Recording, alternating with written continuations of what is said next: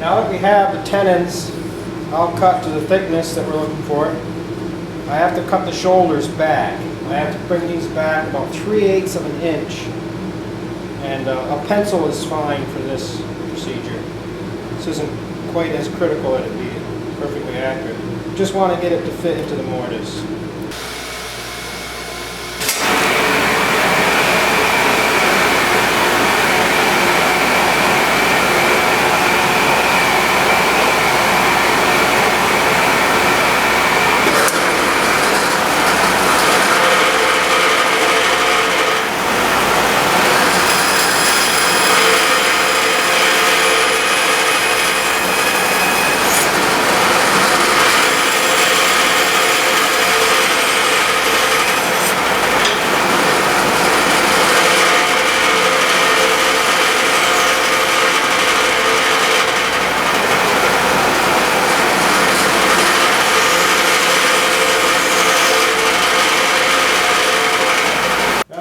Shoulders all cut out. We can fit these into the mortises in the legs. As you can see, that's just not quite going to go. Now you might be wondering why I didn't just go ahead and trim these to fit when I set up my tenon jig. Now that one there fits almost perfect, but the reason for that is the thickness of these stretchers may vary slightly from one to the next. And if I was to make it fit perfect, there's a good possibility that a majority of them would be too loose. So the safest thing to do is to get them so that they're just a little bit big, and then go through with the shoulder plane and clean these up and get each tenon to fit the mortise individually. So that's the next step that we're going to be doing. We'll go through, and some of these, like this one, some of these were pretty good. It still needs a little bit of adjustment right up in here, but it doesn't go too bad. So we'll clean those up and we'll fit these in. Now on this tenon, we just need to take this little bit off right here.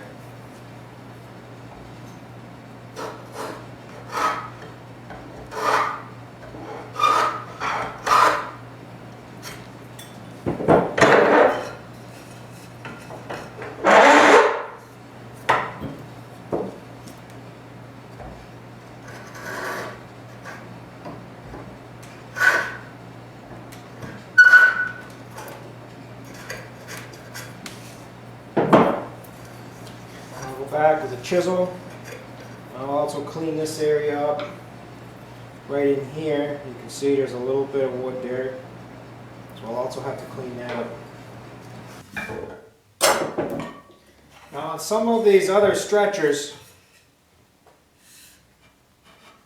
that fit a little bit tight, we're going to have to take a little bit more off the full face. But that will go the same way as when I just took a little bit off up here on the top. Once we get that trimmed off, we'll just have to trim a little off the full face of the tenon. Now I'm just going to run through all these stretchers and we'll get them all to fit nice. Once we have all the stretchers cut and the tenons cut on the ends, we can now turn our attention to making these seat rungs.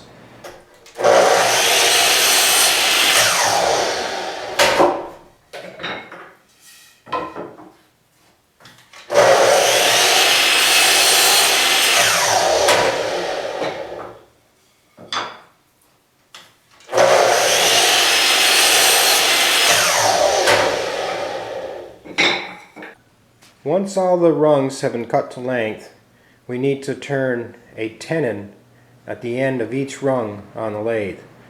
But before we do that process, I will first set up the drill press and we will bore a mortise in the corner of each leg.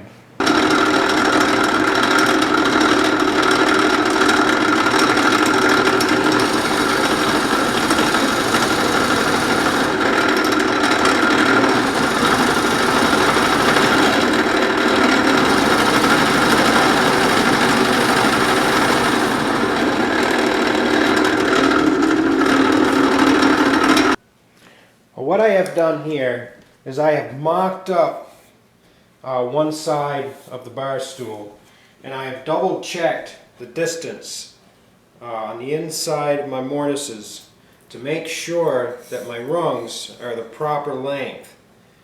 Now, what I need to do now is I have to go over to the lathe, and we're going to turn a tenon on each end of these rungs.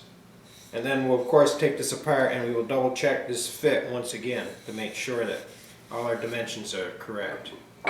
So before we can put our rungs in the lathe, we need to make a center mark. So what I do for a center mark is I just have a little jig here, and I find the right hole for the right size dowel I'm using.